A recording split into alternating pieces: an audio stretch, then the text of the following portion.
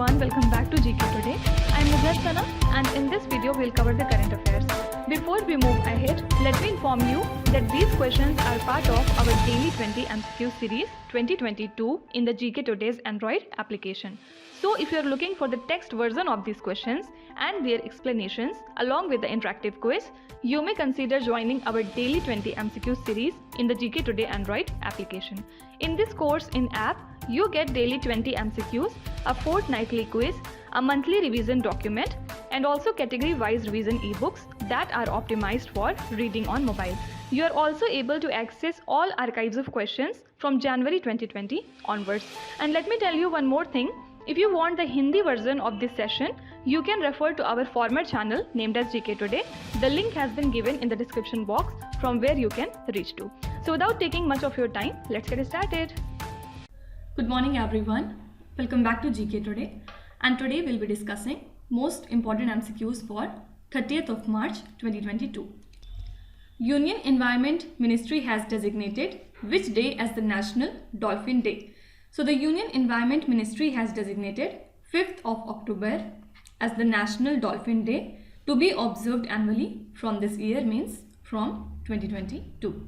So this decision to designate a National Dolphin Day was taken by the Standing Committee of the National Board for Wildlife, that is NBWL. So as per the experts, the ministry should focus on improving the flow and water quality in Ganga and its tributaries to improve the survival of the Gangetic dolphin. Okay. Now let's see some of the important days and themes. First of all, World Theatre Day is observed annually on 27th of March. And this day is promoted by International Theatre Institute. Fine. Now every year, the Earth Hour is celebrated worldwide on the last Saturday of March month. Why? To show support for the fight against the climate change and commitment towards a better planet. So this year it falls on 26th of March and the theme for this year was Shape Our Future. Now apart from it, World TB Day is observed on 24th of March to create awareness among the public about the global epidemic of TB and efforts to eliminate this disease. And the theme for this year is Invest to End TB, Save Lives. Okay. Also recently, Union Minister for Science and Technology, Dr. Jitendra Singh, has launched the data-driven research to eradicate TB, named as DARE to Eradicate TB by the Department of Biotechnology on World TB Day, right? So this is a kind of umbrella TB program that comprises of various type of initiatives to eliminate TB. Also, we celebrate World Meteorological Day on 23rd of March, and the theme for this year is Early Warning and Early Action. Fine. Next question.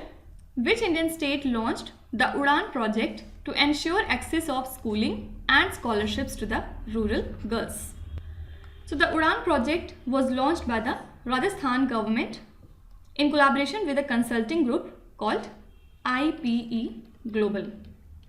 And aim is to keep the girls in schools through their enrollment at the secondary level and also ensures that the eligible ones get their scholarships. Okay, so it has strengthened the scholarship delivery system through IT enabled service. Fine. Now talking about Rajasthan, the state government of Rajasthan has recently announced a camel protection and development policy because the camel population is continuously declining there and the amount will be used for protecting, rearing and developing the animals. Okay. So do remember that this policy belongs to the state Rajasthan. Now recently Meghalaya has become the 9th state of the country to withdraw the consent to CBI to investigate cases in the state. And before Meghalaya, 8 other states that had earlier withdrawn their consent to the CBI are Punjab, Maharashtra, West Bengal, Rajasthan, Chhattisgarh, Jharkhand, Mizoram and Kerala. Fine. Now recently, Chief Minister of Rajasthan, Mr. Ashok Gehlot, and BCCI President Saurav Ganguly have laid the foundation stone of world's third largest cricket stadium in Jaipur, right? And which is the largest stadium of whole world? It is Narendra Modi Stadium, or you can say Motera Stadium in Ahmedabad. And second largest in the world is Melbourne Cricket Ground, and this will be the third largest in whole world. Fine. Next question. The European Union has agreed to a framework for cross-border data transfers along with which country? So European Union and the US announced that they had agreed in principle to a new framework for cross-border data transfer. Previously there was an agreement named as Privacy Shield that allows the firms to share the Europeans' data to the US. And now this new agreement is expected to provide relief for the tech giants like Meta and Google. Okay, so your correct answer is USA. Now talking about US, do remember that Ashish Jha, who is a physician of Indian origin who lives in the US, has been appointed the new White House COVID-19 response coordinator there in US. Okay. Also recently, US and European Union have decided to cut off a number of Russian banks from the SWIFT platform. This is a kind of main international payment system, right? So Russia's central bank assets will also be frozen, which will limit the Moscow's ability to access its foreign reserve. And intention is to keep Russia away from the international financial system, keeping in view the Russian invasion of Ukraine. Fine. You have to tell me what does the SWIFT stands for. Now recently, Parliament of Nepal has approved a $500 million US grant despite opposition and street protests from the communist parties there. Actually, in the year 2017, US government's MCC Pact was signed by Nepal for the infrastructure projects, but its ratification has been on hold as there were divisions within the political parties, but now it has been ratified completely. Fine. Also do remember that Maya Angelou is the first black woman to be minted on the US coin, right? Next question. Bali Declaration, which was unveiled recently, aims to prevent illegal trade of which product? So the fourth meeting of the Conference of Parties, that is COP4, to the Minamata Convention on Mercury was held recently at Bali in Indonesia. And it had been decided that 10 types of products contain mercury that can be phased out, while the use of 4 types of products with mercury should be reviewed at COP5 in Geneva. Okay. So Bali Declaration was unveiled to prevent illegal mercury trade. Fine. Now apart from it, ISRO has successfully completed the ground test of the solid fuel based booster stage, that is SS1, of its new small satellite launch vehicle at Satish Dhawan, Sriharikota at Andhra Pradesh. Who is the chairman of ISRO? Mr. S. Somanath.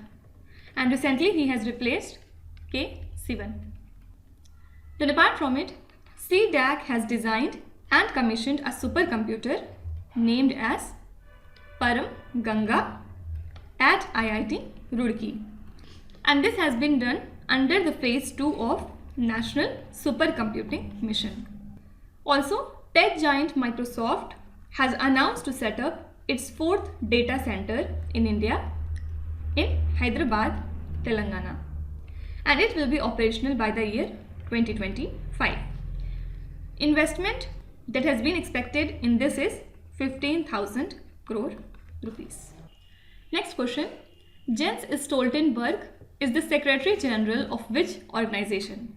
So the North Atlantic Treaty Organization has extended the term of Secretary General Jens Stoltenberg by 1 year. Now he will be the Secretary General till 30th of September 2023. So at the NATO summit in Brussels, NATO leaders agreed to extend his term, and he was a former Norwegian Prime Minister and was named the NATO Secretary General in 2014. And his term was due to expire in September 2021. Now let's see some of the recent appointments. Rajesh Gopinathan has been reappointed as MD and CEO of TCS for next 5 years. Then Games 24/7 Private Limited, which is the India's leading digital skill game company, has appointed Indian cricketers Shubman Gill and Ruturaj Gaikwad as its new brand ambassadors for its My 11 Circle fantasy gaming. Okay. Now the tenure of Tapan Singhal, who's the MD and CEO of Bajaj Alliance General Insurance, has been extended for 5 years. Also, Ajay Bhushan Pandey has been reappointed as the chairman of National Financial Reporting Authority. Okay. Airports Authority of India partnered with which institution to develop indigenous air traffic management systems?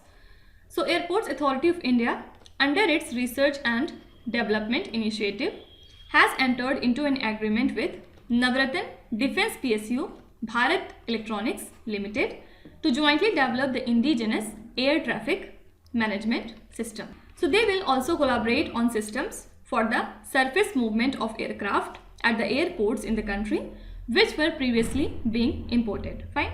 So this agreement was signed during the WICS India Conference 2022 that was held in Hyderabad recently. Now recently we have also seen that Union Civil Aviation Ministry has announced that the central government has planned to set up as many as 220 new airports by the year 2025. And also the cargo flights for perishable food items will be increased by 30% with 133 new flights in the coming years. Okay.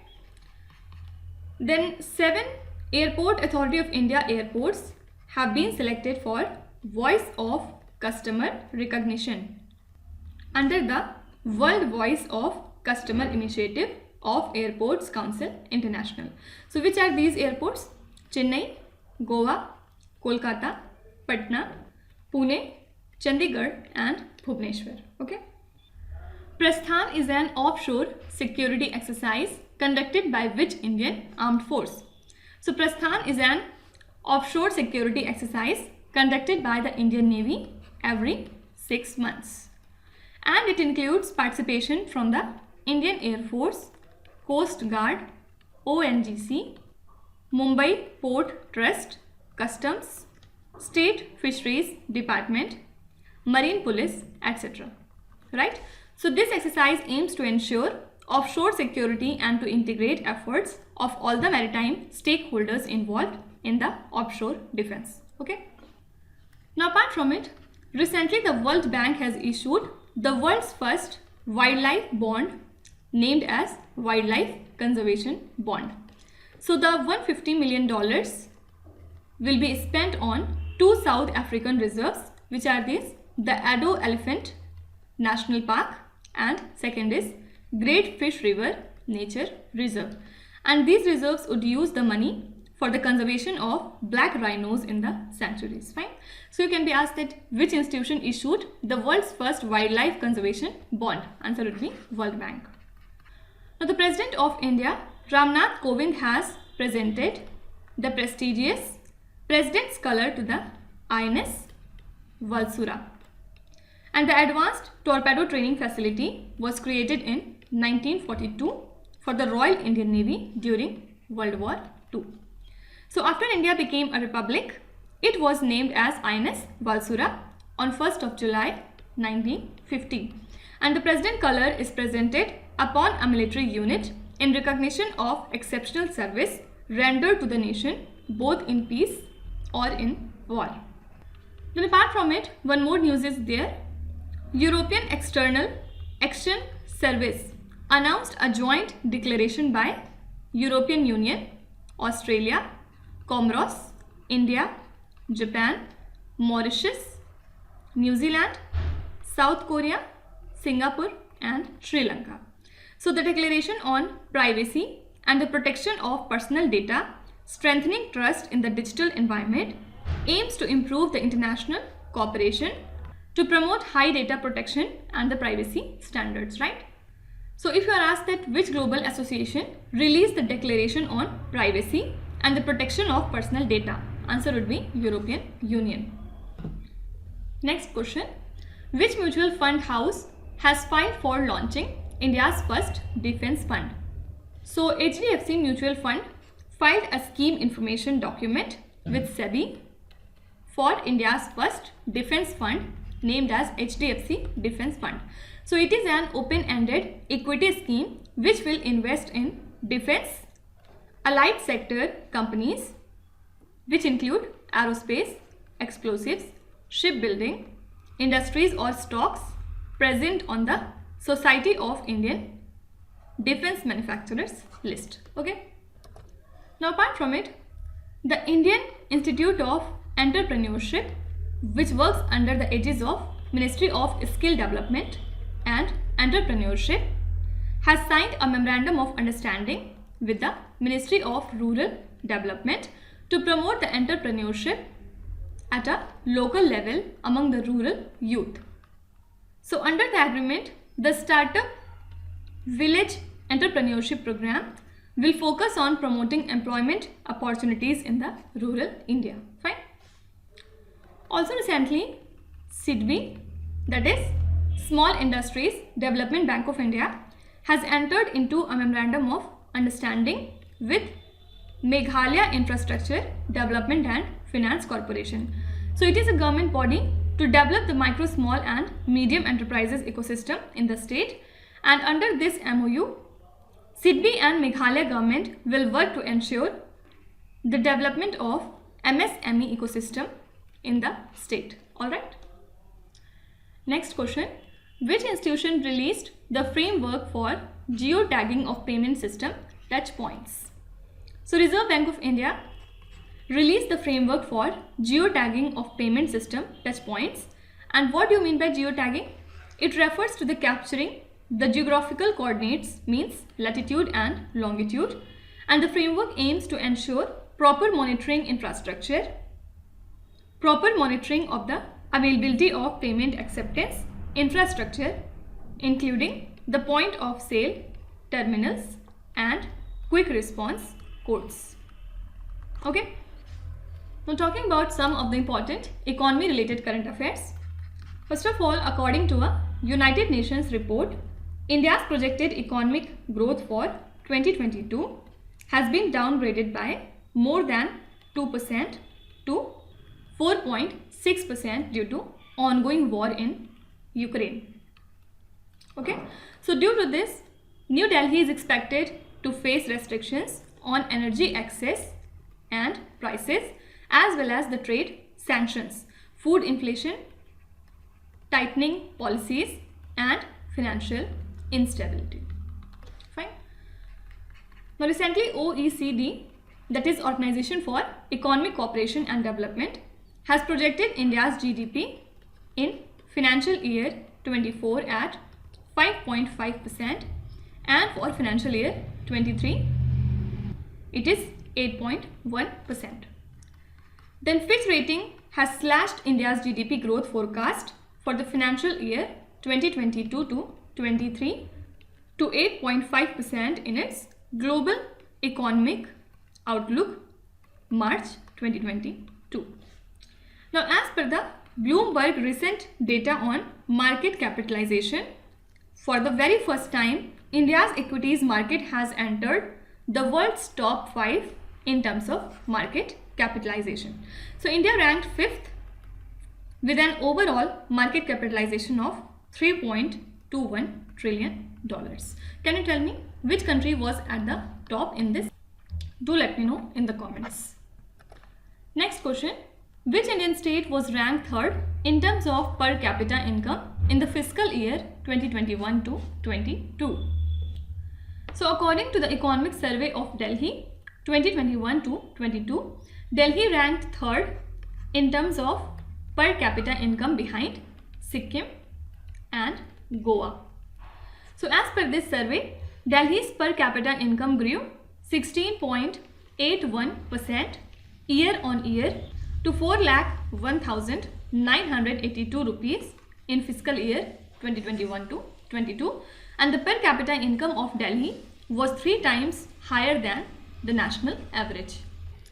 Now talking about Delhi, the National Tuberculosis Prevalence Survey was recently released by Union Health Minister Mansukh Mandavia, and also he released the country's annual TB report.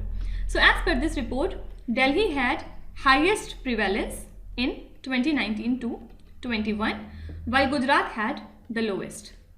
Okay, so TB prevalence among India's adult was 312 per 1 lakh in 2021 to 2019 to 2021, and for every 2.84 persons with TB, only 1 was registered in the national surveillance system. Alright. Also, New Delhi has been ranked as world's most polluted capital city for a 2nd consecutive year, and it has been followed by Dhaka, Bangladesh, then N'Djamena from Chad, after that Dushanbe in Tajikistan, and then Muscat in Oman. Okay, so of the 15 most polluted cities in Central and South Asia in 2021, 12 were in India. Okay, now let's start with today's quiz. Here on the slide you can see 5 questions which have been taken from the past 2-3 days current affairs. Pause the video and try to solve each of these questions, and at the end of the lecture, do not forget to share your scores in the comment section. So please be honest and do not cheat with yourself. So that's it for today. I hope you have liked the session. These were the important news and events from today, and we will meet again tomorrow with some more important current affairs. Till then, stay tuned. Thank you so much for watching, and please do not forget to subscribe to GK Today. With this, Minu Sana signing off.